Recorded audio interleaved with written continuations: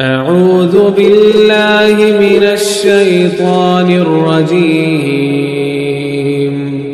بسم الله الرحمن الرحيم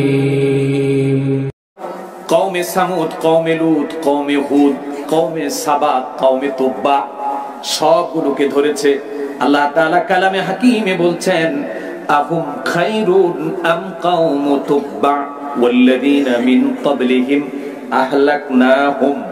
আল্লাহু আকবার বলেন। আল্লাহ কি শোনাচ্ছেন দেখেন, নবীকে বলছেন, ও নবী, যারা কোরআনের বিধান বাস্তবায়নের ক্ষেত্রে প্রতিবন্ধকতার দেয়াল দাঁড় করায়, ইসলামী আন্দোলনের কর্মীদেরকে যারা নানাভাবে হেনস্থা করে, এই মানুষগুলোকে জিজ্ঞেস করো আহুম খায়রুন আম কওম তুব্বা। কওমে তুব্বা শক্তিশালী ছিল, তারা নিজেরা নিজেদেরকে শক্তিশালী মনে করে। আল্লাহ পাক বলেন, এদেরকে তো আমি দুনিয়া থেকে নির্মূল করেছি, ধ্বংস করে দিয়েছি।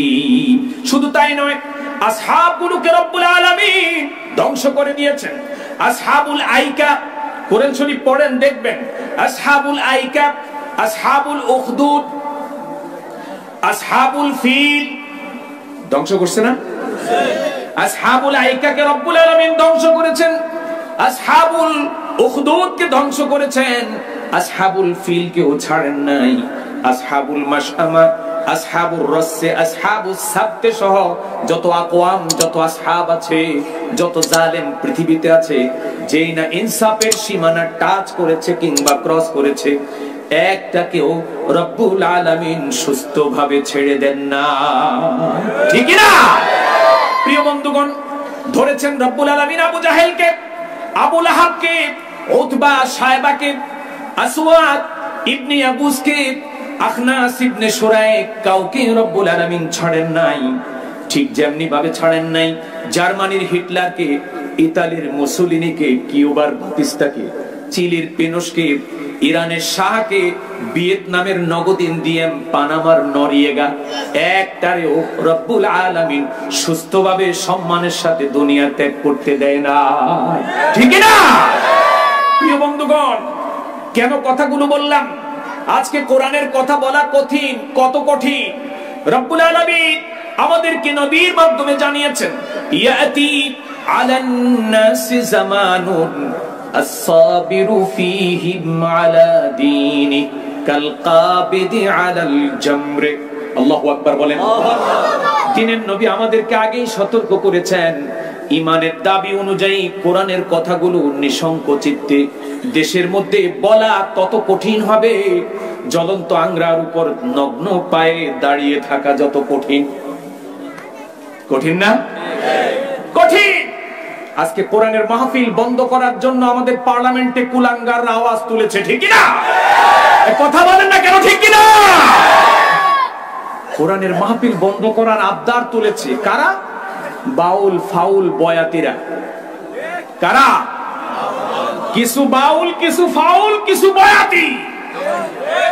একটা কথা আছে, অদ্ভুত আধার এক এসেছে এ পৃথিবীতে আজ, যারা অন্ধ সবচেয়ে বেশি চোখে দেখে তারা। কবি কত আগে বলে গেছে, অদ্ভুত আধার এক এসেছে পৃথিবীতে আজ, যারা অন্ধ, যার চোখ নাই, সবচেয়ে বেশি চোখে দেখে তারা। যাদের হৃদয়ে প্রেম নেই, প্রীতি নেই, করুণার আলোড়ন নেই, পৃথিবী অচল আজ তাদের পরামর্শ ছাড়া। কথা ঠিক না? আরো বাংলায় যদি বলি, দেশে আইলো কলিকাল, ছাগলে চাটে বাঘের। কথা কন না কেন? দেশে আইলো কলিকাল, ছাগলে চাটে বাঘের গাল। যেই মহিলা নষ্ট ভ্রষ্ট, 300 টাকা দিয়ে যার মাথা থেকে পা পর্যন্ত ভোগ করা যেত, নাউজুবিল্লাহ বলেন, এই সমস্ত নষ্ট ভ্রষ্ট বাউল ফাউলরা আজকে পার্লামেন্টে দাঁড়িয়ে কোরআনের মাহফিল বন্ধ করার আওয়াজ তুলেছে, ঠিক কিনা বলেন? এটা কি সম্ভব? ছাগলে চাটে বাঘের গাল। বাউল ফাউল এদেশের মানুষ, এদেশের তরুণ সমাজ, যুব সমাজ, এগুলো অনেক আগেই তালাক দিয়েছে, ঠিক কিনা বলেন? এখন যদি তোমরা নিজেদেরকে বাঁচাতে চাও, তাহলে মিউজিয়ামে তোমাদের জায়গা হতে পারে। বিরল প্রজাতির কিছু প্রাণীকে চিড়িয়াখানায় মানুষ টিকিট দিয়ে দেখতে যায়। সেই দিন বেশি দূরে নয় যেদিন এদেশের মানুষ তোমাদেরকে আর রাখবে না, তোমাদেরকে মিউজিয়ামে গিয়ে ওরা হয়তো 3 টাকা টিকিট কেটে বিরল প্রজাতির প্রাণী দেখতে যাবে, ঠিক না? আজকে কি বলতেছেন, কোথায় আছি? যেখানে তাফসীরের মাহফিলগুলোতে লাখো জনতার স্রোত নামে, সেই মাহফিল বন্ধ করার আওয়াজ তুলেছে সেই বেটি, যে বেটি 2 দিন আগেও শাহজাহানপুর মাঠে ওষুধ বেচত, পাচন বেচত। কথা বুঝেন নাই? যিনি আমাদেরকে মুফাসসিরে কোরআনদেরকে শালীন কথ্য ভাষা শেখায়, কয় মাননীয় স্পিকার, তাফসীর মাহফিলে এমন অশালীন অকথ্য খারাপ ভাষা ব্যবহার করা হয়। তাফসীর মাহফিলে অনেকেই সভ্যতার সীমা অনেক সময় হয়তো টাচ করতে পারে, কিন্তু অশালীন অকথ্য ভাষা এখনো কোনো মুফাসসির ব্যবহার করে নাই, ঠিক না? কাকে বলছেন অশালীন? ওনার গান গায়, রূপবানে নাচে কমর দুলাইয়া। যিনি কমর দুলাইয়া এদেশের স্বার্থান্ধ হীনমন্য চরিত্রহীন লম্পটদেরকে আনন্দ দিত, তিনি এখন মুফাসসিরে কোরআনদেরকে লক্ষ লক্ষ তরুণ প্রজন্মের কলিজার টুকরাকে শালীন ভাষা শেখায়। এজন্য বলেছি ছাগলে চাটে কার গাল? আরে ছাগলে চাটে কার গাল? বাঘের গাল। ওরা কি স্বপ্ন দেখে জানি না। করোনা ভাইরাসের দিকে তাকাও, শি জিনপিং সেদিনও মসজিদ ভাঙার ঘোষণা দিয়েছে, আর সেই শি জিনপিং আজকে মসজিদের মিনারে গিয়ে মসজিদের মেহরাবের কাছে ইমামের কাছে হাঁটু গেড়ে বসে বলতেছে, হুজুর এবারের মতো আল্লাহর কাছে একটা ক্ষমা চান। আল্লাহু আকবার বলেন। রব্বুল আলামিন এই কথাই বলেছেন কোরআন শরীফে, فأرسلنا عليهم الطوفان والجراد والقمل والضفادع والدم آيات مفصلات فاستكبروا وكانوا قوما مجرمين। الله أكبر। আল্লাহ তাআলা বলেন, যেই জনপদের মানুষ আমার বিধানগুলোকে লঙ্ঘন করার দুঃসাহস দেখায়, আলেম ওলামাদের সাথে, নবী রাসূলদের উত্তরাধিকারীদের সাথে, ইসলামের সাথে, দ্বীনের সাথে, মুমিনদের সাথে যারা বেয়াদবি করে, আল্লাহ পাক প্রথম তাদেরকে ওয়ার্নিং দেয়। প্রথম ভাইরাস দেয়। কি দেয়? ভাইরাস। এটা আগেও রব্বুল আলামিনের সুন্নাত ছিল। আল্লাহ তাআলা কালামে হাকিমে সূরা বনী ইসরাঈলে বলেছেন, ওয়ামা কুন্না মুআযযিবিনা হাত্তা নাবআসা রাসূলা। কোন জাতিকে ওয়ার্নিং না দিয়ে, সতর্ক না করে আমি তাদেরকে আযাব দেই না। কথা কয় না, আযাব দেই না। আমি আল্লাহ আমার সুন্নতের অংশ হিসাবে নিজেকে কারেকশন করবার জন্য একটা ওয়ার্নিং দেই। ওয়ার্নিং গুলো কি ধরনের ছিল দেখুন। বনী ইসরাইলকে নির্মূল করতে চেয়েছিল এ ফেরাউন, তখন তাদেরকে প্রথম ওয়ার্নিং দিল আল্লাহ কি দিয়ে? ফাআরসালনা আলাইহিমুত তুফান। কি দিছে? তুফান আমরা বাংলাতেও বলি। প্রচন্ড প্রলয়ঙ্কারী ঝড়, পূর্ব দিগন্তে কালো মেঘের ঘনঘটা, প্রচন্ড বাতাস, সাগর উত্তাল। এই অবস্থা দেখে গোটা জাতির কলিজা শুকিয়ে গেল। সবাই দৌড়ায় আসলো কার কাছে? হুজুরের কাছে। কার কাছে? সেই সময়ের হুজুরের কাছে। হুজুর দোয়া করেন, স্পষ্ট করে বলল, ইয়া মুসা দুউ লানা রাব্বাক বিমা আহিদা ইনদাক লাইন কাশাফতা আন্না আর-রিজসা লানুমিনান্না লাকা ওয়া লানুরসিলান্না মাআকা বনি ইসরাঈল। ও মুসা, তোমার প্রভুর কাছে একটু প্রার্থনা করো, একটু প্রার্থনা করো। আকাশ এত কালো কেন? সাগর এত মেজাজ খারাপ কেন? মনে হচ্ছে পৃথিবীতে একটি থমথমে অবস্থা তৈরি হয়েছে। আমরা এই অবস্থা থেকে পরিত্রাণ চাই। তোমার রবকে বলো। কি বলো? লাইন কাশাফতা আন্না রিজসা, এই দুর্যোগ থেকে আমাদেরকে যদি মুক্তি দেওয়া হয়, লানুমিনান্না লাকা। আল্লাহু আকবার বলেন। অবশ্যই আমরা ঈমানের পথে চলে আসব। ইমানের দাবি পূরণ করবার জন্য তোমার মিছিলে শামিল হব, আল্লাহ পাকের দ্বীন কায়েমের সংগ্রামী কাফেলায় নিজেও যুক্ত হব, সদস্য হব। আল্লাহু আকবার। মুসা আলাইহিস সালাম মানুষ, রবের কাছে সিজদায় পড়ে গেলেন, মাবুদ আকাশকে সুন্দর করে দাও, সাগরকে থামতে বলো, বাতাসকে বলো আমাদের জন্য সহনীয় আচরণ করতে। আল্লাহ তাআলা করলেন। যেই না আযাব সরে গেল, যেই না আযাব সরে গেল, সেই আগের মতো আবার মুসার সাথে পাগলামি শুরু করে দিল। আল্লাহ তাআলা বলেন তুফান শেষ হয়ে গেল, এবার তারা তুফান থেকে মুক্তি পাওয়ার জন্য শেল্টার সেন্টার গুলো করলো। ভবিষ্যতে যদি এমন তুফান আসে মুসার কাছে আর যাব না, আমরা এবার শক্তিশালী আশ্রয় কেন্দ্র গড়ে তুলেছি, আমাদের কোনো ক্ষয়ক্ষতি হবে না। কিন্তু আল্লাহ তো আর পুনরায় একই শাস্তি দেবেন না।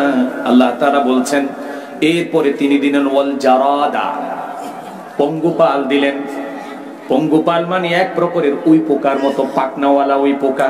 কি আজব কারবার, যেদিকে যায় সারা শরীর কেবল পঙ্গুপাল পঙ্গুপাল, উই পোকা উই পোকা। ভাতের থালার মধ্যে কি উই পোকা। শীতের দিনে ঘুমাতে যায়, দেখে উনি কম্বলের নিচে ঢোকার আগে উই পোকা কম্বল দখল করে আছে। কম্বল আলগি দিয়া দেখে শুধু উই পোকা আর উই পোকা। জারাদা উই পোকা। খাইতে যায় উই পোকা, মাথার ভিতরে চুলকায়, খাউজানি দেয়, দেখে এরকম বড় বড় উই পোকা, চারিদিকে উই পোকা। এটা তাদের মেমোরিতে নাই। উই পোকা নিধন করার জন্য কি কীটনাশক তৈরি করতে হবে এটা মেমোরিতে নাই। শুধু শেল্টার সেন্টার বানিয়েছে, আশ্রয় কেন্দ্র বানিয়েছে। মনে করছিল আল্লাহ দিলে তো তুফানই দিবে, ওই তুফান মোকাবেলা করব। নাউজুবিল্লাহ। আল্লাহ তাআলা তুফান দিলেন না, দিবার জারাদা উই পোকা দিলেন। এমন উই পোকা অত্যাচারে অতিষ্ঠ হয়ে আবার হুজুরের কাছে গিয়ে বললেন ইয়া মুসা দুউ লানা রাব্বাক বিমা আহিদা ইনদাক লাইন কাশাফতা আন্না আর-রিজসা লানুমিনান্না লাকা ওয়া লানুরসিলান্না মাআকা বনি ইসরাঈল। মুসা দোয়া করলো, সব জায়গা থেকে উই পোকা চলে গেল। এবার যখন উই পোকার প্রোটেকশনের জন্য কীটনাশক আবিষ্কার করলো, ভবিষ্যতে যদি উই পোকা আবার আসে তাহলে ওই পোকা নিধন করব। আল্লাহ আর ওই পোকা দিলেন না, এবার দিলেন ওয়াল কুম্মালা, উকুন। কি দিলেন? উকুন। আরে কি গজব রে গজব। মাথা খাও যায় শুধু উকুন, ভাতের থালায় ভাতের সাথে কালা কালা উকুন।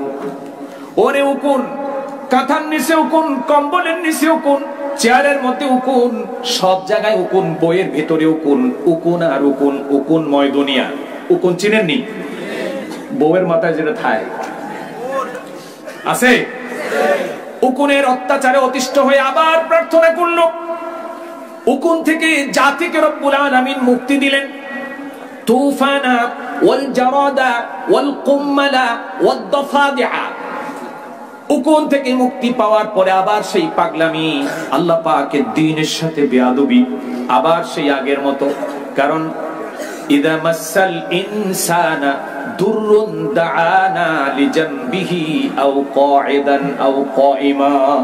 মানুষের চরিত্র হলো মানুষ যখন বিপদে পড়ে, শুয়ে বসে, দাঁড়ানো অবস্থায়, শোয়া অবস্থায়, সর্ব অবস্থায় স্মরণ করে কারে? স্মরণ করে কারে?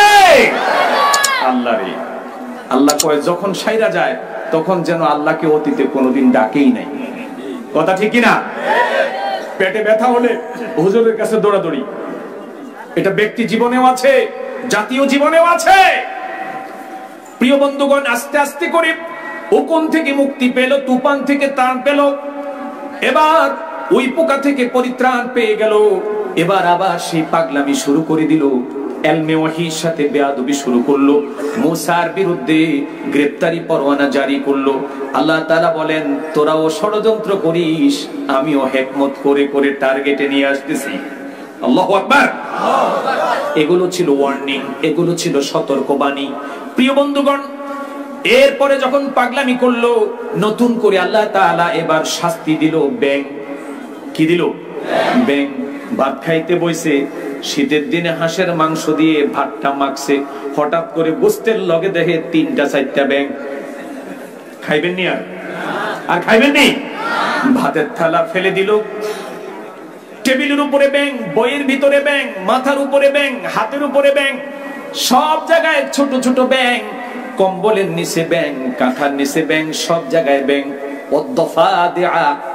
ব্যাঙের শাস্তির জন্য আল্লাহর কাছে আর রোনাজারি করলো, আল্লাহ তাআলা মুক্তি দিলেন। এবার চিন্তা করলো ব্যাং নিধনের ব্যবস্থা আমরা করব। আল্লাহ তাআলা আর ব্যাং দিলেন না, নতুন করে দিলেন রক্ত বৃষ্টি, রক্ত পানি। যেখানে যায় শুধু রক্ত, যেখানে যায় শুধু রক্ত। রক্ত ধোয়ার জন্য ঘাটলাতে পানি আনতে যায়, সেখানে গিয়েও দেখে রক্ত, সব রক্ত। আল্লাহ তাআলা বলেন এভাবে করে সব ওয়ার্নিং গুলো যখন শেষ হয়ে গেল, আল্লাহ তাআলা এবার বলেন ফাকুল্লান আখাযনা বিযামবি ফামিনহুম মান আরসালনা আলাইহি হাসিবা ওয়া মিনহুম মান আখাযাতহুস সাইহা ওয়া মিনহুম মান খাসাফনা বিহিল আরদ ওয়া মিনহুম মান আগরাকনা। আল্লাহু আকবার। এবার আল্লাহ পাক চূড়ান্ত শাস্তি দিলেন, প্রচন্ড প্রলয়ঙ্কারী ঝড় দিলেন, শেষ করে দিলেন এক জাতিকে। ভূমিধস, ভূমিকম্প দিলেন, শেষ করে দিলেন এক জাতিকে। এভাবে করে রব্বুল আলামিন এক এক জাতিকে এক একটা ধ্বংস দিয়ে, আযাব দিয়ে, গজব দিয়ে দুনিয়া থেকে ধ্বংস করে দিলেন। আল্লাহ তাআলা এই সবগুলো ঘটনা কালামে হাকিমে আমাদেরকে উদ্ধৃত করেছেন এই জন্য, যাতে মুসার সাথে বনী ইসরাইলের সাথে ফেরাউন যা করেছে, যাতে এদেশের ইসলামী আন্দোলনের সাথে সরকার তা না করে, ঠিক না? কিন্তু আমরা দেখছি চোরে শুনে না ধর্মের কাহিনী, চোরে শুনে না ধর্মের কাহিনী।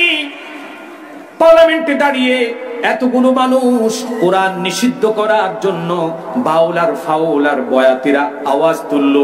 আমাদের পার্লামেন্টে এতগুলো মেম্বার, কেউ তার কোনো প্রতিবাদ করলো না, শুধু একজন হারুন সাহেব তিনি প্রতিবাদ করলেন।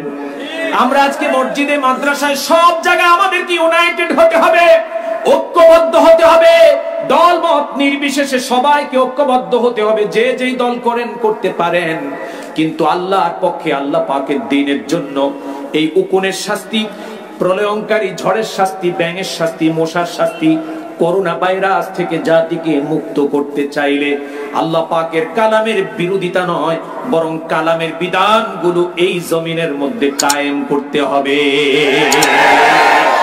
ঠিক না? প্রিয় বন্ধুগণ, যেই কালামে হাকিম অবহেলিত হবে আমাদের দেশে, আমরাও কিন্তু শাস্তির ওয়ার্নিং পেয়ে যাচ্ছি। মশা, চারিদিকে মশা। ডেঙ্গু ভাইরাস আমাদেরকে ধরে নাই?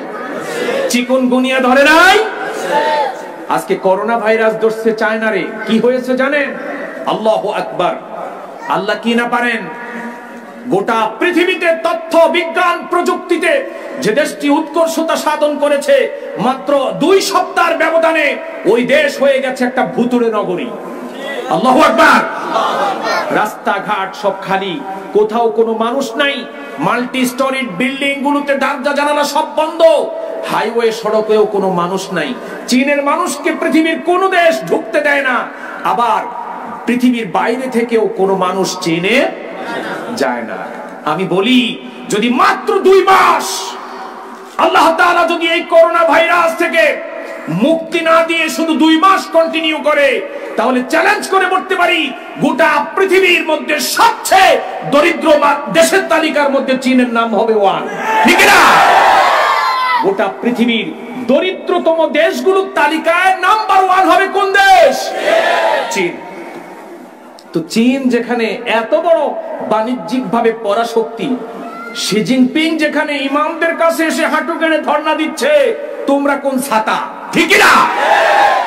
সুতরাং ধর্ম নিয়ে, ইসলাম নিয়ে, মুমিনদেরকে নিয়ে কোনো বাড়াবাড়ি এটা মোটেও কাম্য নয়, মোটেও কাম্য নয়। প্রিয় বন্ধুগণ, একজন মুমিন, একজন ইমানদার পৃথিবীতে প্রতিদিন তৈরি হয় না। একজন সাহসী লোক তৈরি হওয়ার জন্য, সৎ আদর্শবান ব্যক্তি তৈরি হওয়ার জন্য জাতিকে দীর্ঘদিন অপেক্ষা করতে হয়। আমি তো মনে করি, আমি আল্লাহর কাছে ফানা চাই, কোন শাস্তি দিয়ে, কোন ভাইরাস দিয়ে আল্লাহ তাআলা আমাদেরকে শেষ করে আমরা জানি না। আল্লাহ আমাদেরকে হেফাজত করুন, বলেন আমিন। আরো জোরে বলেন আমিন। এখন ঈমানের চর্চা করুন, পরকালের চিন্তা করুন, জান্নাতের জন্য কাজ করুন, না হলে এই ভাইরাস থেকে মুক্তির আমি কোনো উপায় দেখি না, কোনো উপায় নাই। মুমিন হন, কারণ মুমিন হলে রক্ষা করবে কে? আল্লাহ। রক্ষা করবে কে? রাসূলুল্লাহ হাদিসে বলেছেন, লা তাকুমুস সাআ হাত্তা ইয়াকুলা ফিল আরদি আল্লাহ। আল্লাহু আকবার বলেন। আল্লাহু আকবার। এই হাদিসটা আমার দেশে অনেক অপরিণামদর্শী ওলামাদের হযরতেরা এই হাদিসের অপব্যাখ্যা করেন। কি ব্যাখ্যা করেন? হয়তো অপব্যাখ্যা করেন, নয়তো জিনিসটা ভালোভাবে বুঝিয়ে বলেন না। ওনারা বলেন যে সেই দিন পর্যন্ত কিয়ামত সংঘটিত হবে না যতদিন আল্লাহ আল্লাহ বলার মতো লোক দুনিয়াতে থাকবে। এই কথাটা আসলে সঠিক ব্যাখ্যা নয়, কারণ সঠিক যে নয়, ওলামা হযরতরা এখানে আছেন। কেন সঠিক নয় বলছি এজন্য, রিয়াজুস সালেহীন নামে ইমাম নববীর একটি হাদিসের সংস্করণ আছে 4 খণ্ডে। কয় খণ্ডে? এটা প্রত্যেকের বাসাবাড়িতে আছে, সচেতন মুসলমানদের বাসাবাড়িতে আছে। ওখানে দেখবেন একটি হাদিস আছে, আল্লাহ তাআলা এক জনপদের মানুষের উপর বিরক্ত হয়ে তাদেরকে ধ্বংস করার জন্য ফেরেশতা নাজিল করেছে। কি নাজিল করেছে? ফেরেশতা এসে দেখছেন গভীর রজনীতে পৃথিবীর মানুষের মাথা যখন বালিশের উপরে, আর আল্লাহ পাকের এক বান্দার মাথা তখন আল্লাহর কুদরতি কদমের উপরে। সুবহানাল্লাহ বলেন। তিনি গোঙ্গায়া গোঙ্গায়া কাঁদছেন আর আল্লাহ আল্লাহ জিকির করছেন। ফেরেশতা হঠাৎ করে তাকে চোখে পড়ার পর ধ্বংস না করে আল্লাহর কাছে ফিরে গেল। আল্লাহ তাআলার কাছে ফিরে গিয়ে বলছেন, মাবুদ, তোমার সংবিধানের এত এত ধারা অনুযায়ী ওই গ্রামকে তো ধ্বংস করা যায় না, কারণ লা তাকুমুস সাআ হাত্তা ইয়াকুলা ফিল আরদি আল্লাহ। আল্লাহু আকবার। আমাদের দেশের মৌলবীদের মতো ফেরেশতারাও একই জিনিস চিন্তা করেছে।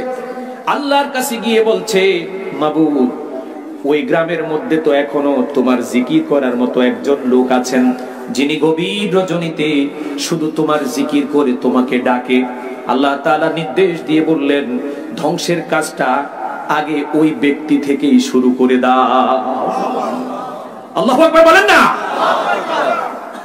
এই পৃথিবীতে একটি গাছের পাতা পড়ে না, গোটা দুনিয়ার মধ্যে ছোট্ট থেকে ছোট্ট কোন বৃক্ষের পাতা পড়ে না, কিন্তু তিনি তা জানেন।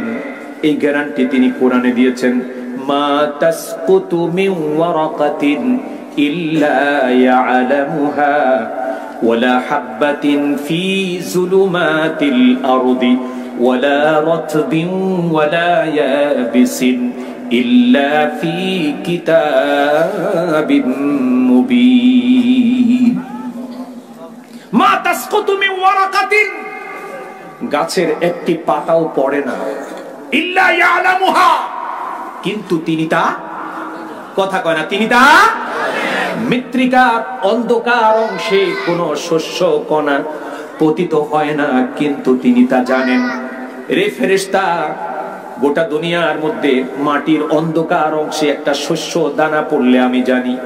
সমুদ্রের অতল গহ্বরে শেওলাবৃত কালো পাথরের নিচে ছোট্ট যেই পোকাটি বাস করে, আমি আল্লাহ শুধু তার খবর রাখি তা না, তার জীবন প্রয়োজন পূরণ করার জন্য তাকে সময় মতো জীবন উপকরণ আমি আল্লাহ তার কাছে পৌঁছায়া দেই। তুমি কি ভেবেছো এই দরবেশের খবর আমি জানি না? আমি জানি।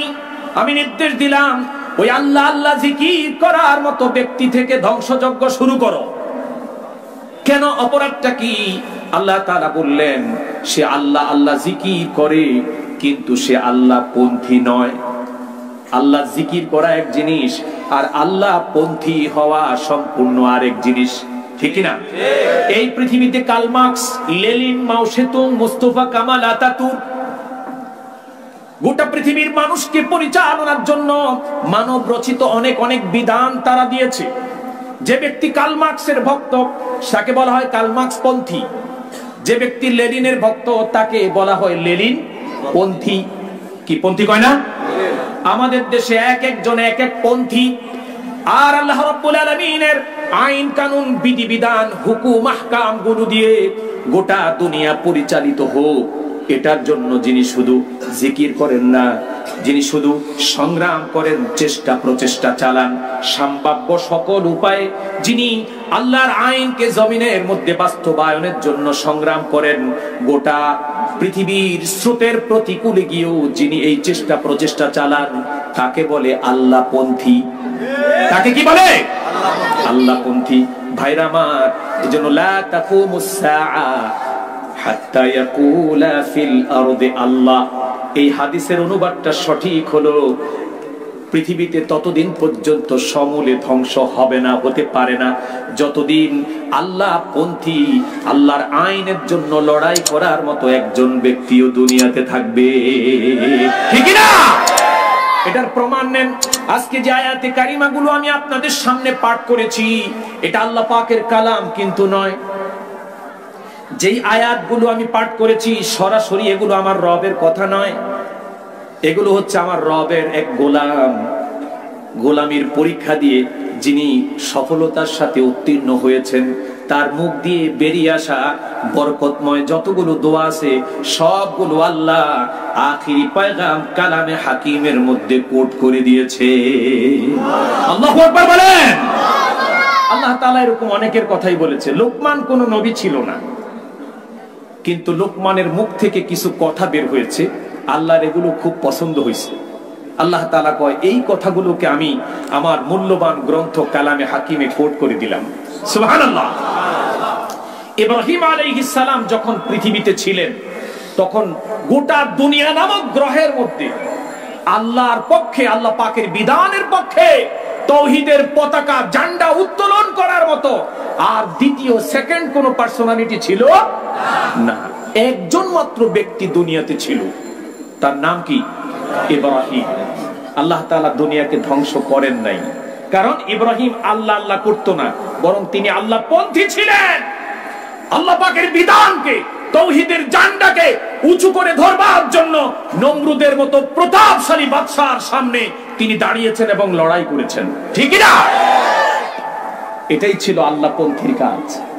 এজন্য আমি বলি, আল্লাহ আল্লাহ বলা আর আল্লাহপন্থী হওয়া দুই জিনিস। আমার ভাইয়েরা একটু আগে বললো না, একটু আগে একটা সুন্দর, যখন অপসংস্কৃতির উত্তাল স্রোতে গোটা দুনিয়া ভেসে যাচ্ছে, এই সময় আব্দুল নূর ভাইরা সুস্থ ধারা সংস্কৃতির মাধ্যমে গোটা জাতিকে ইসলামী চেতনাগুলো সুন্দর করে উপস্থাপন করছে। ঠিক না? একটা গান গাইছে না, কিভাবে ঈমান বলি, কিভাবে বলো তারে ঈমান বলি। যে ঈমান ঈমান ভুলে নাস্তিকতার মঞ্চে উঠে, যে ঈমান ঈমান ভুলে শাহবাগের সেই নাস্তিকদের সাথে একাত্মতা পোষণ করে, ওর জুব্বা ওর পাগড়ি যত বড়ই হোক, এটা ছদ্মবেশী কাফের। ঠিক না? কিসের ঈমান? কি চায় আমাদের কাছে? কি করে নাস্তিকদের সাথে একাত্মতা পোষণ করতে পারে জুব্বাওয়ালা পাগড়িওয়ালা? এদেশে এরকম আছে না? যে ঈমান ঈমান ভুলে নাস্তিকতার মঞ্চে উঠে, যে ঈমান ঈমান ভুলে নাস্তিকতার মঞ্চে উঠে, কলিজাটা ফেটে যায়। কেমনে তার ঈমানদার বলি বলো? এদেরকে ঈমানদার বলা যায়? এজন্য দাড়ি টুপি জুব্বা পাগড়ি আর মেসওয়াক থাকলেই কেউ ঈমানদার হয়ে যায় না। ঈমানদার হতে হয় চেতনার দিক থেকে, বিশ্বাসের দিক থেকে, আকীদার দিক থেকে আমাদেরকে ঈমানদার হতে হবে। ঠিক কি না? বাংলাদেশে যেদিন এমন ঈমানদারের সংখ্যা বাড়বে, দেখবেন সেদিন আল্লাহ পাকের দ্বীনকে বিজয়ী করার জন্য আমাদের আর লাপাইতে হবে না, স্লোগান দিতে হবে না। ঠিক কি না? আসুন আমরা আমাদের ঈমানকে পাকাপোক্ত করি, ঈমানের স্বচ্ছ ধারণা নিয়ে আমরা দুনিয়া থেকে যাই। আল্লাহ তৌফিক দান করুন, বলেন আমিন। প্রিয় হাজিরিন, এমন একজন ঈমানদারের কথাগুলোই আজকে এখানে আলোচনা করছি। সেই ঈমানদারটা হচ্ছে সাইয়েদনা হযরত ইব্রাহিম আলাইহিস সালাম। লোকমান নন, ইব্রাহিম আলাইহিস সালাম। তিনি কি বলছেন আল্লাহকে দেখুন। হযরত ইব্রাহিম আল্লাহ তাআলাকে বলছেন, রব্বি হাবলি হুকমান ওয়া আলহিকনি বিস সালিহিন। প্রভু তুমি আমার জ্ঞানটা বাড়াও। তুমি আমার কি বাড়াও? তুমি আমাকে জ্ঞান দান করো, প্রজ্ঞা দান করো, বিচক্ষণতা, দূরদর্শিতা আমাকে দান করো। ন্যায় অন্যায়, সত্য মিথ্যা, ভালো মন্দের মধ্যে পার্থক্য করার মতো জ্ঞান আমাকে দান করো। বলেন আল্লাহুম্মা আমিন। আরো জোরে বলেন আল্লাহুম্মা আমিন। কারণ পৃথিবীতে সবচেয়ে মূল্যবান জিনিস হচ্ছে কি? জ্ঞান। টাকা পয়সা এটার নেশা কোনোদিন শেষ হবে না। গোটা দুনিয়ার মধ্যে সবচেয়ে শীর্ষ পর্যায়ের যে 10 জন ধনী আছে, 1 নাম্বার হয়েছে Jeff Bezos, 2 number Bill Gates, 3 number Warren Buffett, 4 number Mark Zuckerberg. এভাবে সিরিয়ালি শীর্ষ 10 জন ধনী ব্যক্তির লাইফস্টাইল আর বায়োগ্রাফিক্যাল অ্যাকাউন্ট যদি দেখেন, দেখবেন এদের জীবনে সমৃদ্ধি আছে কিন্তু স্বস্তি নাই, তৃপ্তি নাই, শান্তি নাই। সম্পদ মানুষকে স্বস্তি দিতে পারে না, সম্পদ মানুষকে সমৃদ্ধি দিতে পারে কিন্তু স্বস্তি দিতে পারে না। এজন্য ইব্রাহিম আলাইহিস সালাম ছিলেন সবচেয়ে পৃথিবীর বুদ্ধিমান মানুষদের মধ্যে একজন। তিনি আল্লাহকে বলছেন, আল্লাহকে এত কাছে পেয়ে আল্লাহ তাআলার কাছে তিনি প্রার্থনা করছেন, রব্বি হাবলি হুকমা, ও প্রভু আমাকে জ্ঞান দান করো, বিচক্ষণতা দান করো, দূরদর্শিতা দান করো। প্রিয় বন্ধুগণ, জ্ঞানের প্রয়োজন কতটা, জ্ঞানের কতটা প্রয়োজন।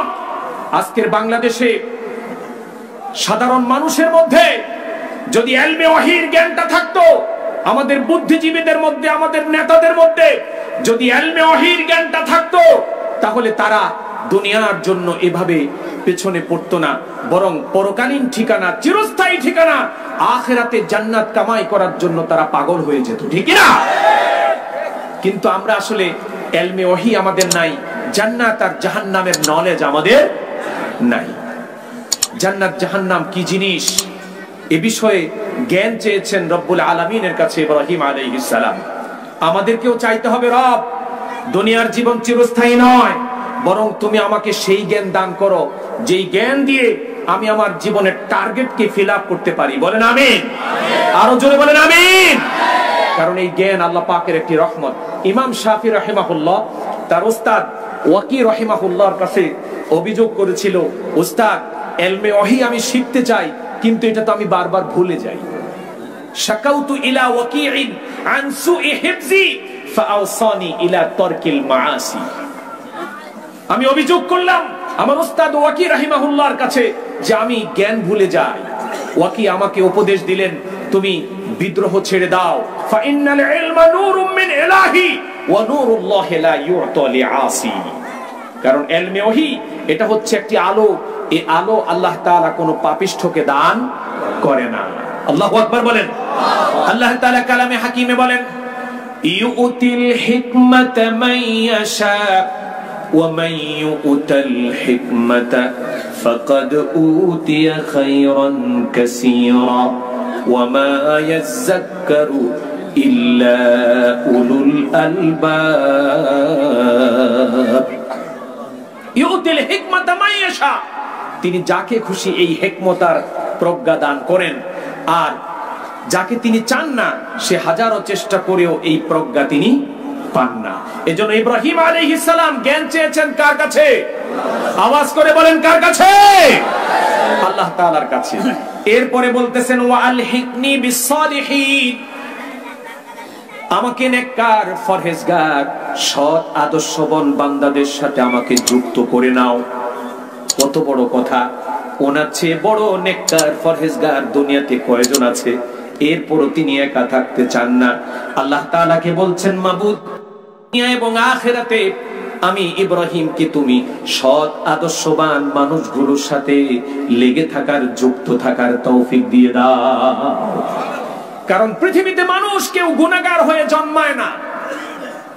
এই পৃথিবীতে মানুষ জন্ম নেয় ইসলামকে ধারণ করার যোগ্যতা নিয়ে, কিন্তু পরবর্তীতে বন্ধু বান্ধব, শিক্ষা ব্যবস্থা, পরিবেশ পরিস্থিতি, সমাজ সামাজিকতা এই মানুষগুলোকে পাপের দিকে ঠেলে দেয়, ঠিক না? ঠিক না? এজন্য শেখ সাদির সেই সুন্দর একটি কবিতা আমরা পড়েছি, একদা স্নানের আগরে পশিয়া হেরিনু মাটির ডেলা, হাতে নিয়া তারে শুকিয়া দেখিনু রয়েছে সুবাস মেলা। সুবহানাল্লাহ বলেন। কহিনু তারে কস্তুরী তুমি, তুমি কি আতর দান, তোমার গায়েতে সুবাস জড়ানো, তুমি কি গুলিস্তান? কহিল সে, অশুভ আমি কিছুই নহি, আমি অতি নিচু মাটি, ফুলের সহিত থাকি আমি, সুবাসে হইনু খাঁটি। আল্লাহু আকবার। গোসলের আগে ঘাটলায় গিয়ে মাটি থেকে ঘ্রাণ বের হচ্ছে, মাটিকে হাতে নিয়ে বলছে, মাটি তুমি কি কস্তুরী না আতরদান? সে বলছে, ওসব আমি কিছু না, আমার গায়ে আমার সাথে কিছুদিন একটি ফুল ছিল, একটি গোলাপ আমার মাঝে কিছুদিন ছিল, ওই গোলাপের প্রভাবে আমি মাটির মধ্যেও ঘ্রাণ ছড়িয়ে পড়েছি। সুবহানাল্লাহ কবেন না? প্রিয় বন্ধুগণ, যুবক ভাইরা এবং এলাকার সকল মুরব্বী বাবাজিদেরকে বলছি, কাদের সাথে চলবো, কাদের সাথে থাকবো, কাদের কথা শুনবো, এটা আমাদের জীবনের এখন সবচেয়ে বড় সিদ্ধান্তের বিষয়, ঠিক না?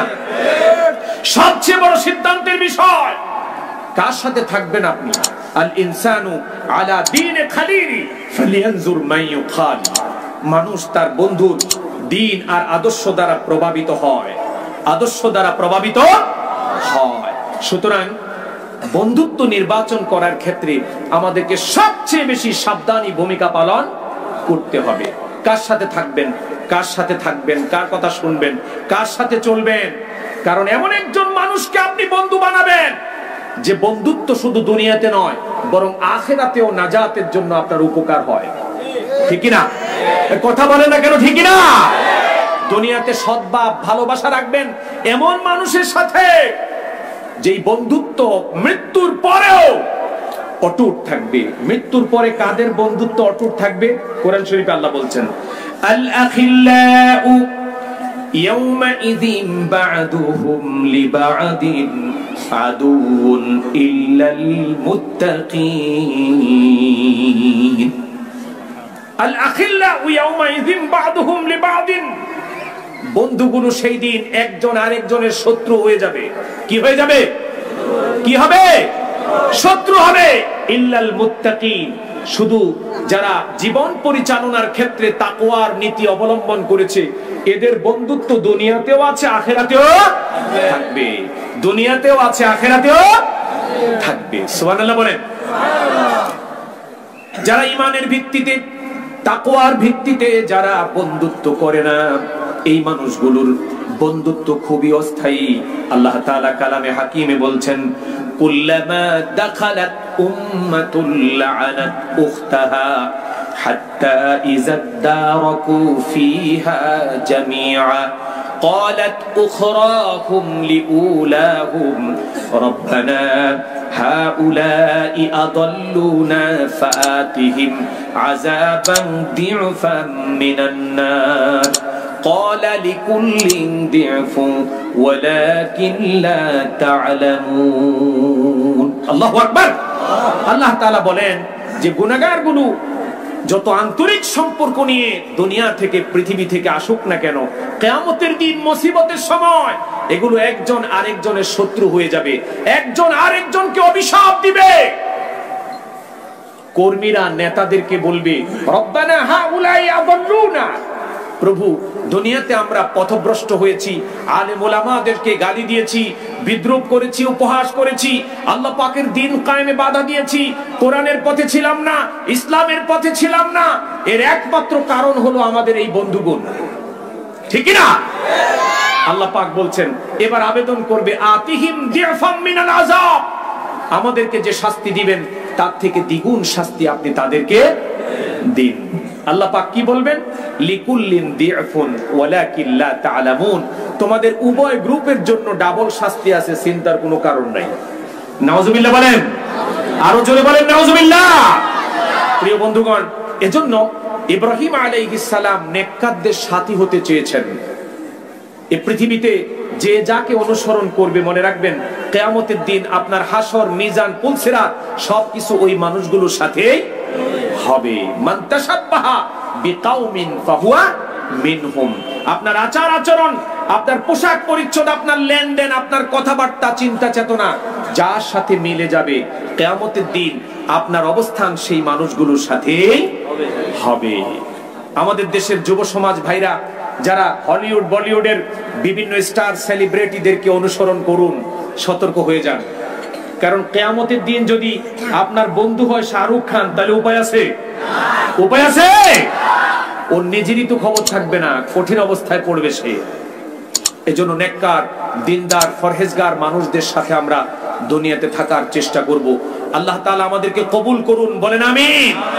আরো জোরে বলেন আমিন।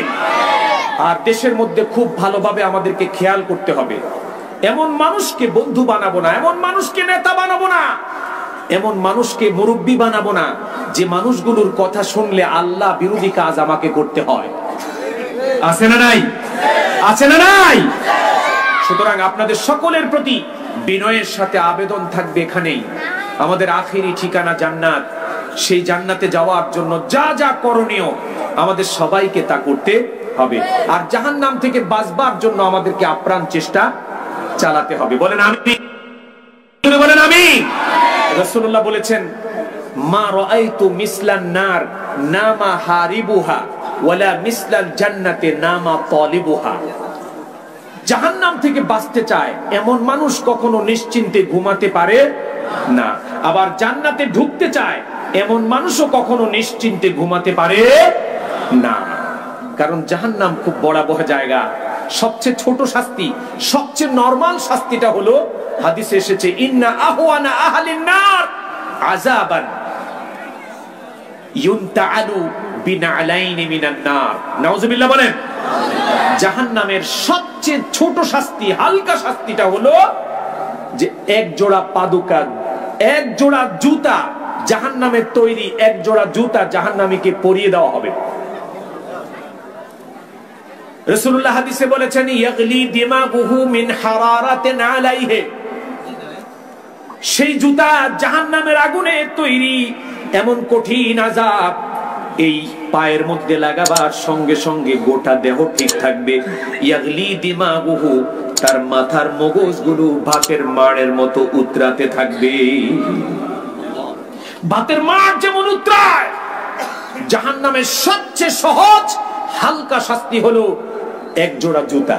এক জোড়া জুতা জাহান্নামীকে জাহান্নামের তৈরি এক জোড়া জুতা পরিয়ে দেওয়া হবে। ওটা এত গরম, ওটা এত মারাত্মক ভয়াবহ, ওটার গরমে ভাতের মাড়ের মতো তার দিমাগ, তার মগজগুলো টকবক টকবক করে উতরাতে থাকবে। এমন জাহান্নামে যাওয়ার সাহস আছে কারো? কথা বলেন না কেন, সাহস আছে? তাহলে কি করতে হবে? আল্লাহ পাকের কাছে এলমে ওহী চাইতে হবে, সৎ মানুষের সাথে থাকতে হবে, এবং সেই সাথে জান্নাত আল্লাহর কাছে চাইতে হবে, ঠিক কি না? এবং চোখ কান খোলা রেখে দুনিয়ার জীবনে কোরআনের নূর দিয়ে নিজের জীবনকে আলোকিত করতে হবে। আল্লাহ পাকের কাছে আমরা তৌফিক চাই। গোটা বাংলাদেশে আজ এক ভয়াবহ বিশৃঙ্খল বিপর্যয় পরিস্থিতি বিরাজমান। কোন দিকে যাবেন, কোথায় যাবেন, মানুষ বেকার আর বেহুশ। ভাউল আর ফাউলরা ডাকে একদিকে, মুফাসসিররা ডাকে আরেক দিকে, ঠিক কি না? কোন দিকে যাবেন? মুফাসসিররা যেদিকে ডাকে সেদিকে আমরা যাব, ঠিক কি না? কারা কারা রাজি দুই হাত তুলে দেখান তো। লিল্লাহে তাকবীর, আরো জোরে লিল্লাহে তাকবীর। আল্লাহ কবুল করুন, হাত নামান। আপনারা যদি ঐক্যবদ্ধ থাকেন, আপনারা যদি ঐক্যবদ্ধ থাকেন, তাহলে এসব ভাউল ফাউল বয়াতিরা এদেশে ইসলাম এবং মুসলমানদের কোনো ক্ষতি করতে পারবে না ইনশাআল্লাহ। আমাদের তো কোনো শক্তি নাই, সামর্থ্য নাই। আমরা রাতের অন্ধকারে ঐক্যবদ্ধ থেকে আল্লাহর পথে টিকে থাকবো এবং আল্লাহর কাছে বলবো, সরাসরি আল্লাহই তাদের বিরুদ্ধে অ্যাকশন নেবে, ঠিক কি না?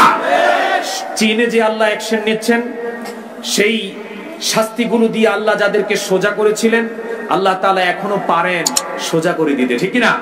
শরীরের মধ্যে সামান্য পচন ধরলেই তো মানুষের আর হুঁশ থাকে না। ঈমানদারদের সাথে শত্রুতামি পোষণ করবেন না। শেষ হাদিসটা বলে আমি আলোচনা এখানে শেষ করতেছি। রাসূলুল্লাহ সাল্লাল্লাহু আলাইহি ওয়াসাল্লাম কত কঠিন কথা শুনিয়েছেন আমাদেরকে, দেখেন। বলেছে, লাউ আন্না আহলাস সামা ওয়া আহলাল আরদ। আল্লাহ কত কঠিন সিদ্ধান্ত আল্লাহ পাকের, যে গোটা আসমান এর অধিবাসীরা, গোটা জমিনের সমস্ত প্রাণীকুল, মানব সম্প্রদায় সবাই যদি এক হয়ে যায়, ইশতারাকু ফি দামিন মুমিনিন, একজন মুমিনকে হত্যা কিংবা তার ক্ষতি সাধনের অভিযোগে অভিযুক্ত যদি হয়ে যায় গোটা পৃথিবীর সব প্রাণীকুল, আল্লাহ পাক বলেছেন, লা আকাব্বাহুমুল্লাহু ফিন্নার। আমার সেই মুমিন বান্দার সম্পর্কে বদ চিন্তা, ক্ষতি আর হত্যাকাণ্ডে যুক্ত থাকার অপরাধে আমি আসমান জমিনের সমস্ত অধিবাসীদেরকে উল্টা করে জাহান্নামে নিক্ষেপ করব। আল্লাহু আকবার বলেন। সেই মুমিন আমাদেরকে হওয়ার দরকার আছে না নাই? মুমিনদের সহায়ক কে? মুমিনদের সহায়ক কে? আল্লাহ। আমরা ঈমানের শর্ত পূরণ করি আর টিকে থাকি, ভোরকে না গেলেই হয়। বদরে যেমন সাহায্য করেছেন, উহুদে যেমন সাহায্য করেছেন, আল্লাহ তাআলা এখনো বাংলার মুসলমানদেরকে ইনশাআল্লাহ সাহায্য করবেন, ইনশাআল্লাহ সাহায্য করবেন। শুধু আমাদেরকে আমাদের আকীদা সাফ রেখে ইসলাম পন্থীদের সাথে থাকতে হবে। রাজি আছেন ইনশাআল্লাহ? রাজি আছেন? আল্লাহ তাআলা আমাদের সকলকে কবুল করুন, বলেন আমিন। আরো জোরে বলেন আমিন। ওয়া আখির দাওয়ানা আনিল হামদুলিল্লাহি রাব্বিল আলামিন। ওয়াসসালামু আলাইকুম ওয়া রাহমাতুল্লাহি তাআলা ওয়া বারাকাতুহু। Hey there. Subscribe to my channel. And also press this bell icon.